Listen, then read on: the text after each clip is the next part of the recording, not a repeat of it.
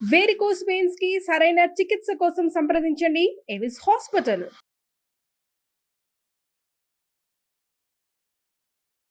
నమస్కారం సార్. నమస్తే. సో ఎక్కువగా మనం చూస్తూ ఉంటాం, తల్లిదండ్రులు కావచ్చు, లేదంటే బాస్ కావచ్చు, లేదంటే చాలామంది మనకు తెలిసిన వాళ్ళు కూడా కొన్నిసార్లు మన మీద యూజ్ చేసే వర్డ్ అని చెప్తాను, నువ్వు దేనికి పనికి రావు అన్నప్పుడు మనం అసలు ఎలా రియాక్ట్ అవ్వాలి అంటారు? అది కరెక్టా కాదా అని తెలుసుకోవడం ఎంతవరకు కరెక్ట్? దాని నుంచి ఎలా బయటపడాలి సార్? ఫస్ట్ అండ్ ఫార్మోస్ట్ ఇందులో ఎవరికి వాళ్ళు వాళ్ళ లెవెల్ ఏంటి, వాళ్ళ పరిస్థితి ఏంటి యాక్సెప్ట్ చేయడం రావాలి.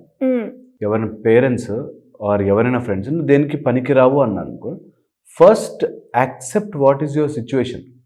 నిజంగానే పనికిరానా, ఏమీ లేకుండా రోజు లేట్గా లేస్తూ నిద్రపోతూ, లేకపోతే స్కూల్కి వెళ్ళాలంటే డుమ్మా కొడుతూ, ఆఫీసులకి వెళ్ళాలంటే బంక్ చేస్తూ, ఎంతసేపు ఫ్రెండ్స్తో ఊరికే టైం వేస్ట్ చేస్తున్నావు, ఎందుకు పనికిరాకుండా ఉన్నానా ఫ్రాంక్లీ అని ఒప్పుకోవడం రావాలి. ఫస్ట్ నువ్వు తప్పురా అంటే తప్పు అని యాక్సెప్ట్ చేయకపోతే ఎప్పటికీ మనం అందులో ఉండిపోతాం.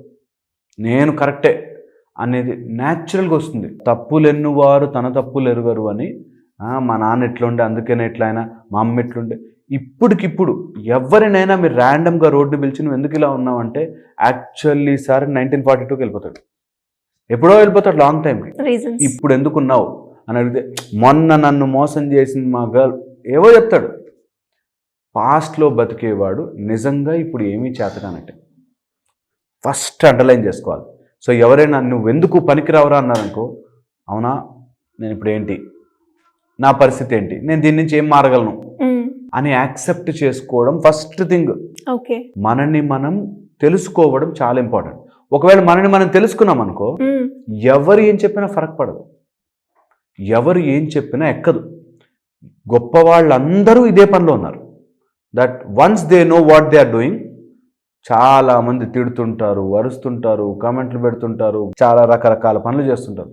వాళ్ళవి చెయ్యడానికే వీళ్ళు ఇలా చేస్తుంటారు అన్న విషయం చాలామందికి తెలియదు. నువ్వు ఇట్లాంటి వాడివి రా, నువ్వు అట్లాంటి దానివి రా అని పెడుతుంటారు మెసేజ్లో. వాళ్ళు నువ్వు అలా కమెంట్లు పెట్టాలని, నువ్వు అలా గొడవలు పడాలనే వీళ్ళు వీడియోలు చేస్తారు. సో పాయింట్ ఏంటంటే, నువ్వు నీ గురించి తెలిసేసుకుంటే ఎవరు నువ్వు ఇలాంటి వాడివి, నువ్వు అట్లాంటి వాడివి, వేస్ట్ గాడివి, నువ్వు ఎందుకు పనికిరావు అని చెప్పినా నీకు ఫరక్ పడదు. నీ గురించి నువ్వు తెలుసుకోకపోతే కృంగిపోతావు. అయ్యో నన్ను మా నాన్న ఇట్లా అన్నాడు, అయ్యో మా అమ్మ ఇట్లా అంది, నేను ఇంత వేస్టా, నేను ఎంత చేశాను ఎంతమంది కోసం, ఈ టైప్లో. సో ఫస్ట్ స్టెప్ నీ గురించి నువ్వు తెలుసుకోవడం. నిజంగా నేను ఎక్సర్సైజ్ చేస్తున్నానా, నా లైఫ్ నేను చూసుకుంటున్నానా, హెల్త్ చూసుకుంటున్నానా, నా డబ్బు నేను సంపాదించుకుంటున్నానా, నా తిండి నేను కష్టపడి సంపాదించుకుని తింటున్నానా. Okay, very important. ప్రతి వ్యక్తి ఏదో ఒక పని చేసి సంపాదించుకోవాలి. నా ఉద్దేశంలో చిన్న పిల్లలు చదువుకుని మంచిగా చదువుకున్నందుకు పేరెంట్స్ తిండి పెట్టాలి. ఓకే, లేదా ఏదైనా వర్క్ వెళ్తే ఆ వర్క్కి వచ్చిన డబ్బుతో తిండి తినాలి. ప్రతి వ్యక్తి ప్రతిదీ సంపాదించుకోవాలి. He has to earn it, he or she has to earn what they are doing. అది ఏదైనా కావచ్చు. ఈరోజు నిద్రపోతున్నానంటే ఈ నిద్రకి నేను అర్హున్నా, ఈ తిండికి నేను అర్హున్నా, నిజంగా నా సంపాదనతో తింటున్నానా. ఆ సంపాదన need not be in the money form, సంపాదన in the form of mind, సంపాదన in the form of strength, సంపాదన in the form of clarity of thought. ఇవి ఉండాలి. ఇవి లేనంత వరకు ఎవడు ఏం చెప్పినా నిజం అనిపిస్తుంది. నువ్వు వేస్ట్ గాడివిరా అంటే అమ్మో నిజమే వేస్ట్ ఏమో అని మనకు అనిపిస్తుంది. అలా కాదు, వేస్ట్ అనిపించిందా, నేను దీన్ని ఎలా బెటర్ చేసుకోగలుగుతాను, నిజంగా నాలో ఏమైనా లోపాలు ఉన్నాయా, షల్ ఐ కరెక్ట్ దెమ్ అని అనుకోవాలి. ఇలా గనక అనుకోగలిగితే ఒక స్టేజ్ వచ్చాక ఈ చెప్పేవాళ్ళు తక్కువైపోతారు. ఊరికి కామెంట్లు వేసేవాళ్ళు ఎవరో ఒకరు వెళ్తుంటే ఏదో ఒకటి అనడం, అది సెకండ్ కేటగిరీ. నీ చుట్టూ ఉన్న వాళ్ళని నువ్వు గెలవలేకపోతే, నీ ఇంట్లో వాళ్ళని నువ్వు గెలవలేకపోతే సృష్టిని ఏం గెలుస్తావు, భగవంతుని ఏం గెలుస్తావు? నాన్ సెన్స్ కదా.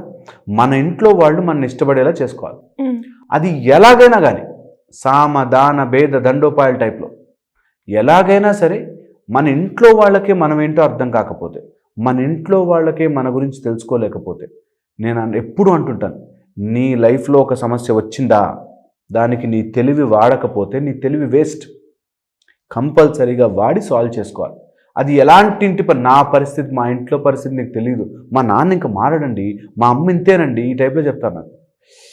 అవన్నీ నీ మైండ్ చేస్తున్న నాయిస్.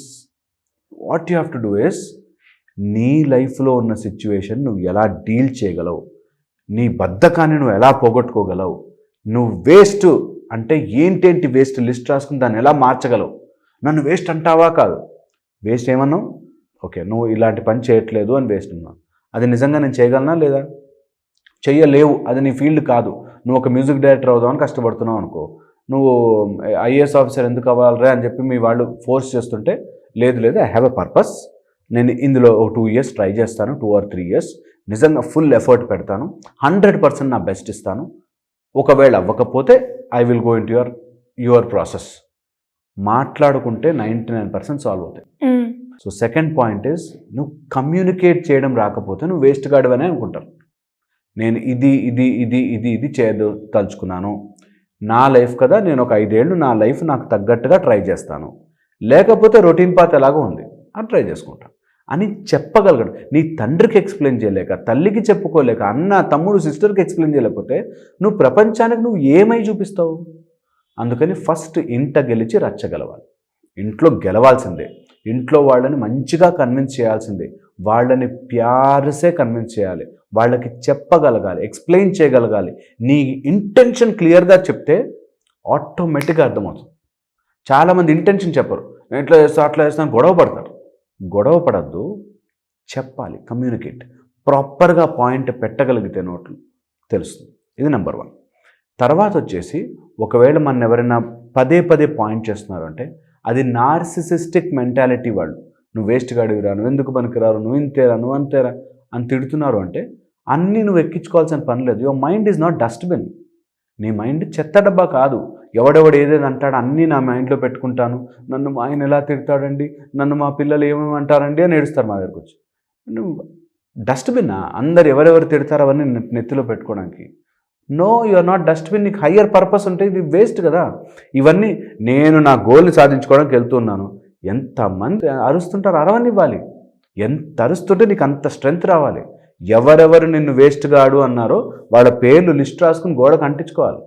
వీళ్ళందరూ చూడు వా సూపర్ రా అంటారు అనే స్టేజ్కి రావాలి. అదే కదా లైఫ్లో మజా. నేను ఎవ్వరూ తిట్టరు, అందరూ ఎంకరేజ్ చేసేస్తారు, అందరూ వా వా వా వా దా అని చెప్పి చైర్లేసి కూర్చోబెడతారు. అవ్వదు, ఎప్పటికీ అవ్వదు. అది అవ్వాలి అంటే నేనైతే చెప్తాను, ఒక మంచి బౌండెడ్ నీట్ బుక్ తీసుకుని నిన్ను ఎవరెవరు ఎక్కిరించారు, తిట్టారు అందరు లిస్ట్ రాసుకోవాలి. వీళ్ళందరూ నీ జీవితంలో ఏదో సన్నివేశంలో పేజీలు తిప్పినప్పుడు ఒక పేజీలో వా వీడ్రా మనిషి అంటే, ఈమెరా మనిషి అంటే అని చెప్తారు. ఆ స్టేజ్ వస్తుంది. అది కదా మనం తెలుసుకోవాల్సింది, చేయాల్సింది. నేను ఇప్పుడు ఏంటి, రేపటికి ఏం మారాను, ఈరోజు ఎంత బ్యాడ్గా ఉంది నా పరిస్థితి, రేపు ఎలా ఉన్నాను అన్నప్పుడే ఎదిగినట్టు. లేకపోతే ఇంక గ్రోత్ ఏముంది మనిషికి? ఈ ఎదుగుదలకి ఎవరైనా అన్నప్పుడు మాటలు స్టిమ్యులేషన్లా తీసుకుంటే పైకి వెళ్తాం. స్టిమ్యులేషన్ కాదు, నా బతికింతే, నేను ఇంత అందరూ నన్ను డిస్కరేజ్ చేస్తారండి. నిన్ను నువ్వు తప్ప ఈ ప్రపంచంలో ఏ శక్తి ఆపలేదు. ఏ శక్తి, ఇంక్లూడింగ్ నేను చెప్తున్నాగా చేతబడులు కానీ ఇలాంటివి కూడా నువ్వు ఒప్పుకుంటేనే, అయ్యో నన్ను ఎవరో ఏదో చేస్తారండి చేయమని చూస్తా అని అనగలిగితే నిన్ను ఇట్లా అంటది. ఇది నన్ను ఆపమని చూస్తా అన్నప్పుడు అంటదు. నువ్వు ఆ ధర్మ మార్గంలో ఉండి నీ లోపల ఆ శక్తిని అట్లా నింపుకోగలిగితే nothing can actually touch you. నువ్వు వెళ్ళిపోతుంటావు.